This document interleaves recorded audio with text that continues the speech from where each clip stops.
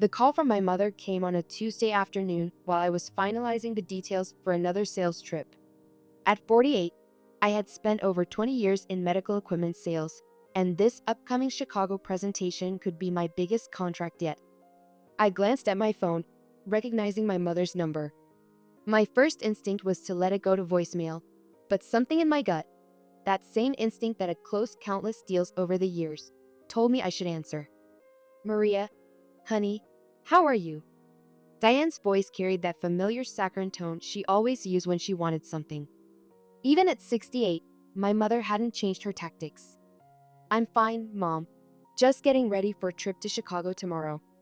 "The Harrison Medical Center account," I replied, tucking the phone between my ear and shoulder as I continued organizing my presentation materials. The hot flashes that had been plaguing me all week were starting again, and I took a deep breath to steady myself. "Well, I have some news." There was a pause on the line. "Your sister is back in town. She and Brian moved back from Arizona yesterday."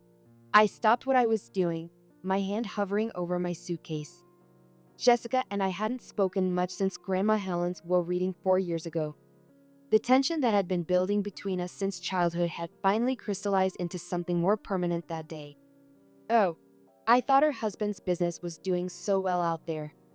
She was always mentioning their success during the holidays. I couldn't keep the edge from my voice, remembering the Christmas cards with photos of their luxurious house and Jessica's designer outfits. Diane's voice dropped slightly. "Well, things didn't quite work out. Apparently, there were some issues with their business partners, and they decided it would be best to come home and start fresh." "I see." The familiar weight of anticipation settled in my chest. At 48, I had long ago learned to recognize when someone was about to impose on my carefully structured life. I know exactly where this conversation is headed. The thing is, honey, they're staying with us right now. But you know how small our place is. Harold's knees are getting worse, and having them in the guest room means he has nowhere to do his physical therapy exercises. I closed my eyes and counted to 5, a technique my therapist had suggested years ago. The beginning of menopause had made my emotions harder to control lately, and I didn't want to snap at my mother. "Mom, are you asking what I think you're asking?" "Well, that house your grandmother left you is 3 bedrooms, and you're all alone in that big place. It would just be temporary until they find jobs and get back on their feet." Grandma Helen's house. My sanctuary. The one place that was truly mine after a childhood spent feeling like a guest in my own home. After Dad died when I was 5, Mom married Harold just 18 months later. Then came Jessica, and suddenly I was an afterthought in what was supposed to be my family. "How temporary is temporary?" I asked, my voice tight with restraint. "Oh, not long at all.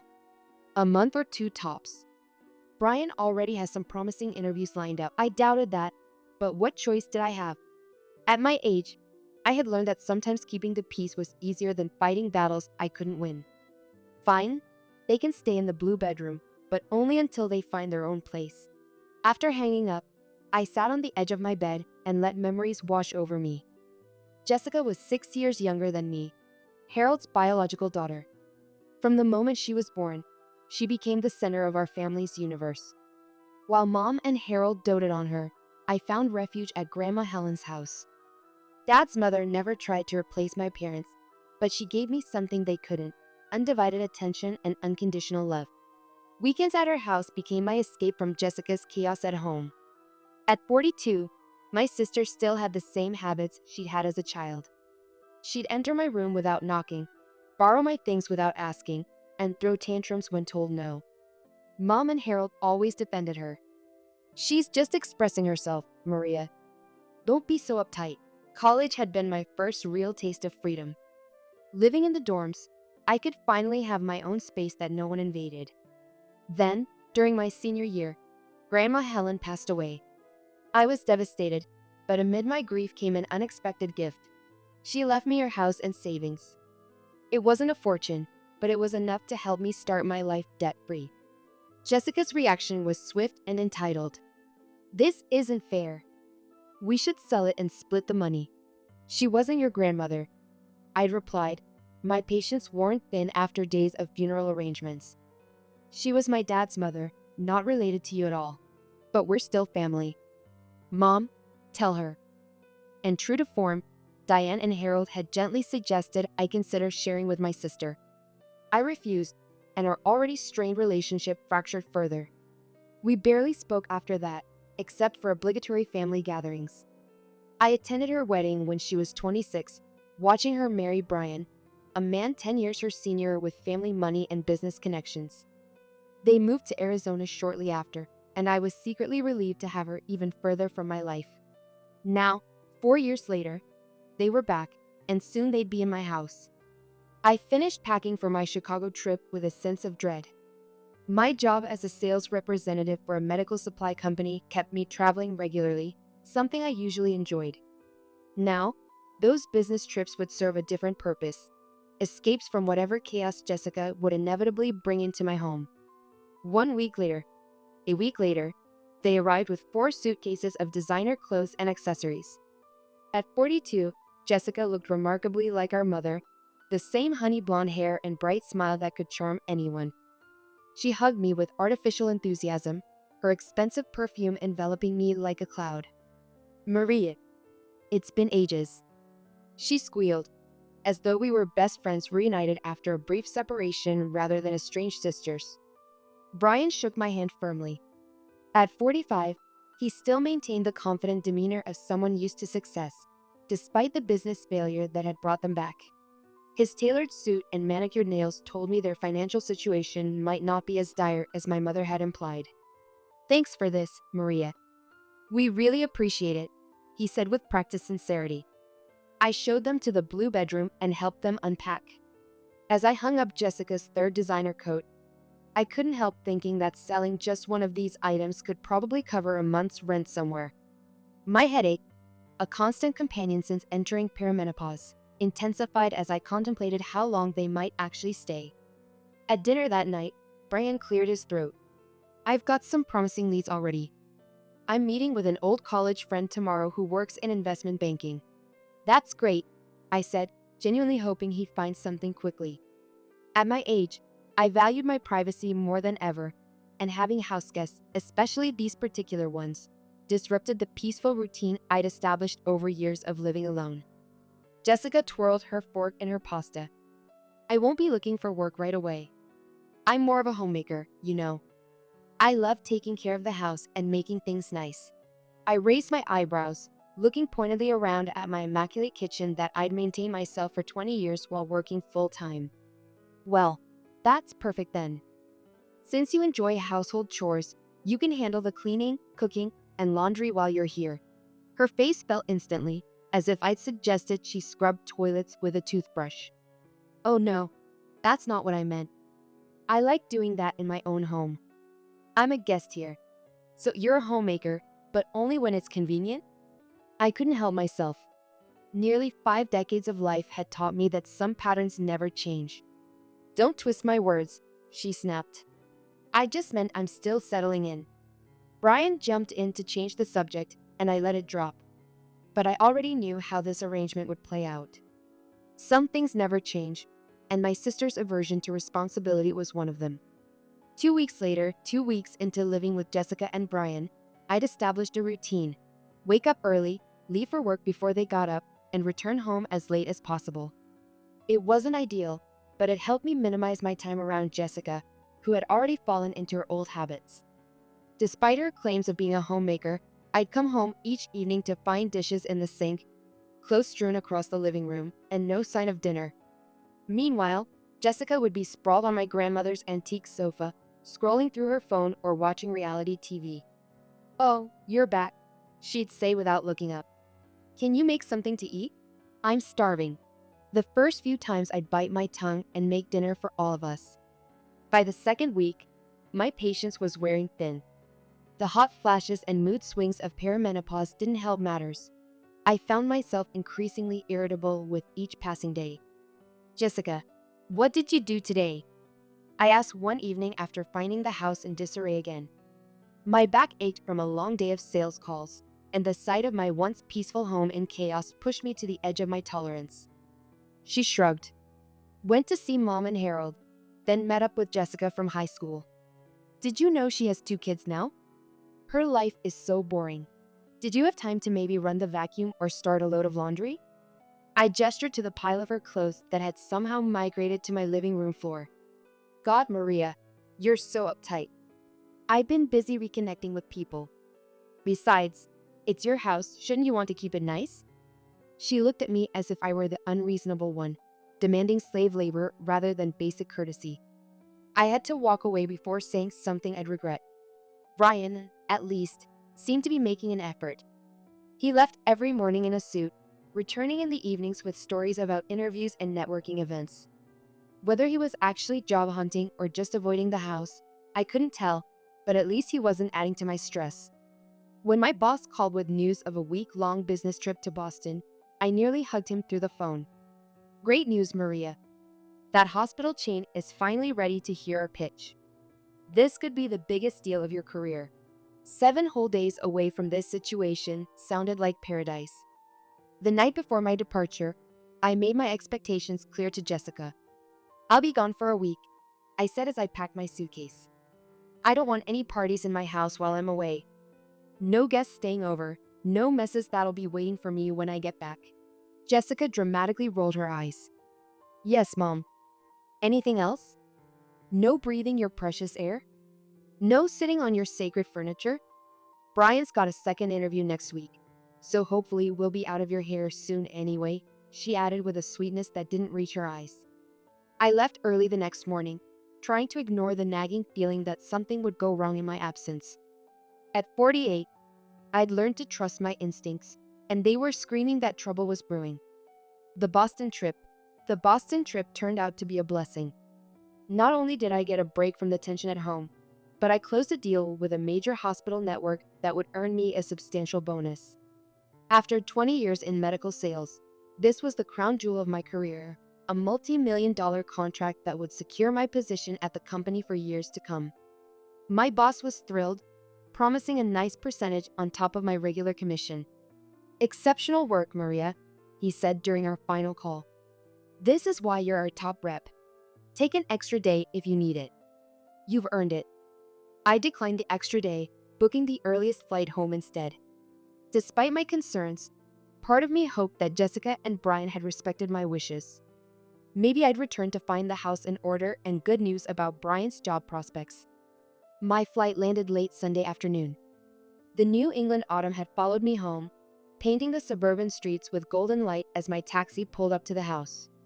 From the outside, everything looked normal, which I took as a good sign. But as I unlocked the front door, wheeling my suitcase into the foyer, I noticed something odd. There were 3 unfamiliar suitcases stacked by the stairs. Before I could process what this meant, I heard laughter coming from the living room, not just Jessica and Brian's voices, but others I vaguely recognized. My headache, dormant during my successful business trip, returned with a vengeance. I dropped my bags and marched toward the sound. The scene that greeted me stopped me in my tracks.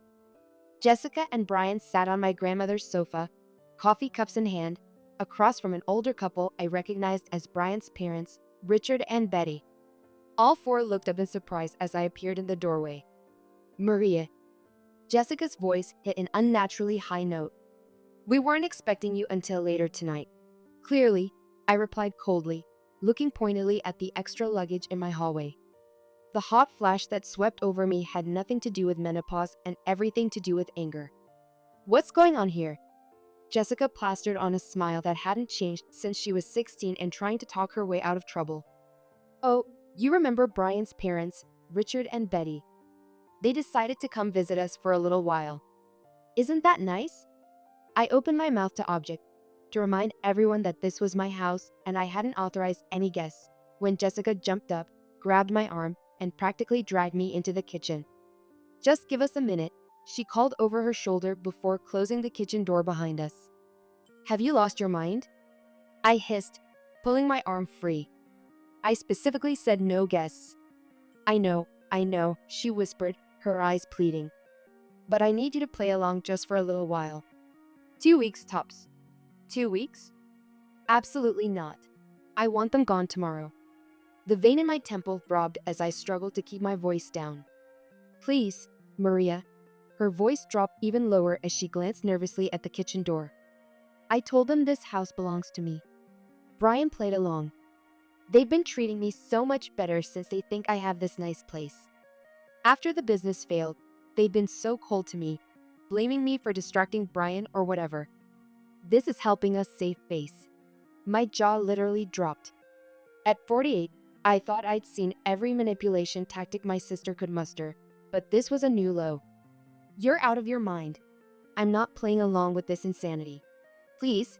She grabbed my hands, her manicured nails digging into my skin.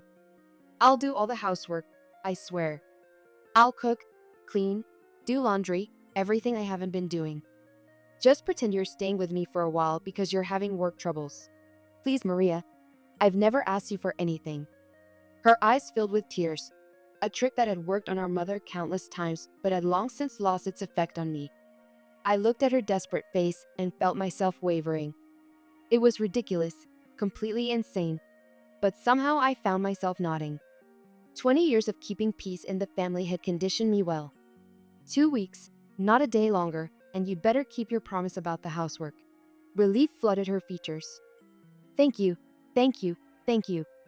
I swear you won't regret it. We returned to the living room, where I was introduced as Jessica's sister who was temporarily staying with her due to some work issues. Betty nodded sympathetically, though her eyes held a hint of judgment that made my skin crawl. It's so good of Jessica to help out family in need, she said, patting her daughter-in-law's hand. We've always taught Brian that family comes first. Dinner that evening was takeout from the restaurant across the street, though Jessica claimed she'd made everything herself. I watched in disbelief as she transferred pad thai and spring rolls onto my grandmother's serving dishes in an elaborate charade. Richard and Betty dominated the conversation, explaining how their son's business had failed due to unscrupulous partners and cutthroat competitors, never once suggesting that Brian might bear any responsibility. Throughout their tale of woe, Jessica nodded attentively, occasionally squeezing Brian's hand in a show of solidarity. As the meal ended, Jessica turned to me with a sweet smile that immediately set off alarm bells. Maria, would you mind handling the dishes while I chat with Richard and Betty? Thanks, sis, she added with a wink that only I could see. And just like that, I knew I'd been played. As I scraped plates at the sink, watching Jessica laugh and charm her in-laws in my living room, I had this sinking feeling that her promises about housework would never materialize. At 48, I should have known better than to trust the word of someone who had been breaking promises to me since childhood. 1 week later, my prediction about Jessica's broken promises proved spot on. A week into this bizarre charade, and I'd become the unofficial maid, cook, and punching bag for the entire household. Every morning, I'd leave for work while everyone else slept in. Brian had completely abandoned his job search, instead playing tour guide to his parents around town. They'd spend their days shopping, sightseeing, and dining out, all while I worked to pay the house bills they believed belonged to my sister. When I'd return each evening, Jessica would make a show of cooking dinner for her in-laws, which meant ordering takeout, transferring it to my grandmother's cherished serving dishes, and then parading it out as her own creation. She'd even mess up the kitchen to make it look like she'd been cooking all day. Maria, could you help clean up the kitchen? Became her nightly refrain, always delivered with Betty watching. Since you're staying with us, it's only fair you contribute. I'd bite my tongue and do as asked, feeling Betty's judgmental stare boring into my back. She'd taken to making little comments within my earshot. It's so generous of Jessica to help her sister during hard times. Family should always come first. Or, I raised Brian to be successful, but also to help those less fortunate. I'm glad he's supporting both his wife and her struggling sister. Each night, I'd retreat to my bedroom, which Jessica had offhandedly referred to as the guest room when showing her in-laws around, and take 2 extra strength painkillers for my increasingly persistent headaches. The hot flashes that woke me several times each night didn't help matters. At 48, I was exhausted in a way that had nothing to do with physical age and everything to do with emotional drainage. One evening, after a particularly exhausting day at work where I'd had to defend my successful Boston contract against a competitive bid, I cornered Jessica in the laundry room. This has to stop, I said, my voice low but firm. You promised you'd do the housework, but I'm doing everything while you play hostess in my house. She had the decency to look guilty. though I couldn't tell if it was genuine or another performance. I know, I'm sorry. It's just that Betty has such high expectations, and I don't want to disappoint her. When are they leaving? It's been over a week. They need to go. I folded my arms across my chest, a gesture my colleagues recognized as my negotiation stance. I'll talk to Brian, she promised, but I could tell from her expression that nothing would change. At 42, Jessica was still the same as she'd been at 16, full of promises she had no intention of keeping. That night, I received the monthly utility bills and nearly collapsed. The cost had more than doubled with 5 people in the house. Extra water usage, electricity running all day, heating kept at tropical levels because Betty was sensitive to cold. It all added up to hundreds of dollars more than my usual bills. I stormed downstairs, bills in hand, finding Jessica alone in the kitchen, arranging store-bought cookies on a platter for afternoon tea. Look at this. I thrust the papers at her. The utilities have doubled. You need to pay at least half. Jessica scanned the bills, her eyes widening. I can't afford this. We don't have any money right now. That's not my problem. You're all living here, using water and electricity all day while I'm at work. I'm not covering this alone. The hot flash that swept over me made my face burn with heat that matched my rising anger. Don't be like that, Jessica whined, her voice taking on the childish tone she'd used throughout our youth. We're family. Can't you help us out just this once? My patience finally snapped. 2 decades of professional restraint couldn't contain the frustration that had been building since they arrived. No, I'm tired of this whole situation. If you can't contribute financially, then you need to at least do what you promised and take care of the house. But you haven't done that either. I'm sick of being taken advantage of. I hadn't realized how loud I had gotten until I heard the front door open. Brian and his parents returned from their latest outing, catching the tail end of our argument. What's going on here? Richard demanded, his eyebrows furrowed in disapproval. Jessica's expression morphed instantly from petulant to victimized. Maria doesn't want to pay her share of the bills, she said, her voice small and hurt. I stared at her in disbelief. After everything, she was still throwing me under the bus. Betty stepped forward, her face stern. Young lady, I don't understand your attitude. Your sister has generously opened her home to you during your difficulties, and this is how you repay her? By refusing to contribute. That's not what I started, but Richard cut me off. Frankly, we've noticed your lack of gratitude since we arrived. Jessica cooks and maintains this beautiful home while you just come and go as you please, taking advantage of her goodness. My head was spinning. The sheer absurdity of being lectured about taking advantage of Jessica in my own house was too much. Without another word, I grabbed the bills and retreated to my bedroom, locking the door behind me.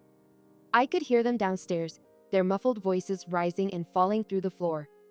I imagined Jessica playing the victim, her in-laws comforting her, all at my expense. The injustice of it burned in my chest, a physical pain that no amount of deep breathing could alleviate. When hunger finally drove me downstairs for dinner, the atmosphere was frigid. Betty and Richard barely acknowledged my presence, while Jessica avoided meeting my eyes. Only Brian seemed uncomfortable with the tension, fidgeting with his napkin and attempting small talk that quickly died. Then Betty cleared her throat. Jessica, dear, my father always taught me that honesty and respect are the foundations of any household. Of course, Mom, Jessica replied with practiced daughterly respect. Which is why we feel we must speak up. Betty shot a pointed look in my direction. We don't think it's working out having your sister here.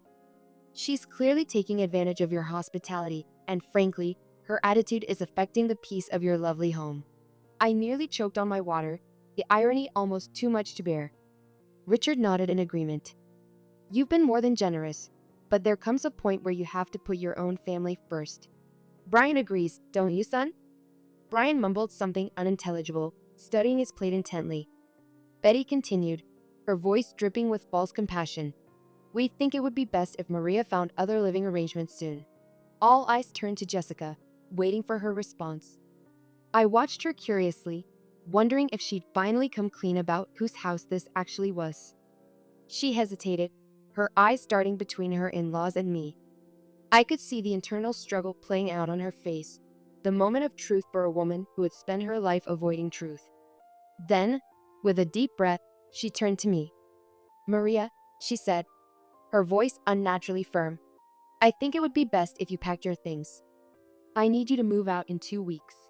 The breaking point. The silence that followed was deafening. Richard and Betty nodded approvingly, while Brian stared at his wife in shock. Jessica's eyes met mine, pleading silently for me to play along one more time, but something in me had finally snapped.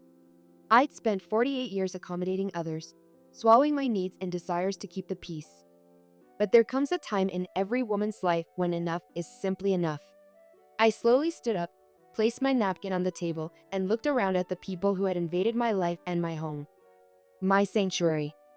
The place where, for 20 years, I had built a life that was finally mine alone. "No," I said quietly, with a calm that surprised even me. "I don't think I will." The room fell silent after my refusal. Betty's mouth hung open in shock, while Richard's face reddened with indignation. "Excuse me," Betty finally sputtered. "This isn't your decision to make, young lady." I almost laughed at being called young lady at 48. Instead, I leaned forward, placing my palms flat on the dining table, my grandmother's table in my house. "Actually, it is. Everyone in this room has exactly 2 days to pack their things and leave. And I mean everyone." Jessica's face drained of color.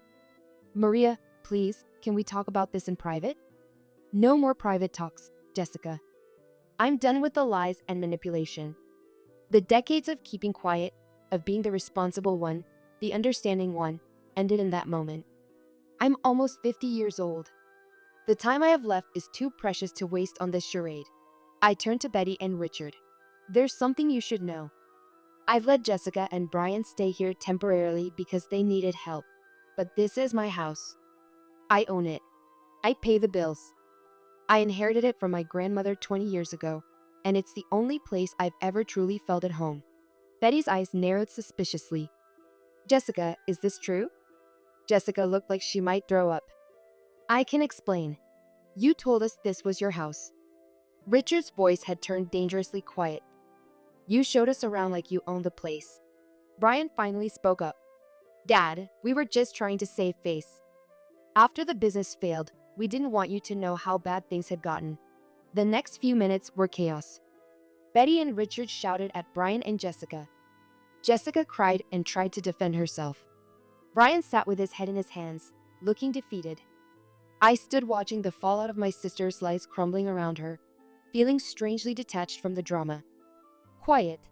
I slammed my hand on the table hard enough to make the dishes rattle. "I don't care about your family drama. I want all of you out of my house in 2 days." Betty stood up with as much dignity as she could muster. "We'll be leaving immediately. We wouldn't stay another minute in a house built on lies." She glared at her son and daughter-in-law. "And you two don't expect to come running to us after this humiliation." Within an hour, Betty and Richard had packed their bags and called a taxi. They left without saying goodbye to anyone, the door slamming behind them with finality. The sound echoed through the house, my house, like a period at the end of a very long sentence. As soon as they were gone, Jessica exploded. "How could you do this to me? You ruined everything. They'll never forgive us now." "Me? You lied to them, Jessica. You lied to me. You've been taking advantage of me since the day you moved in."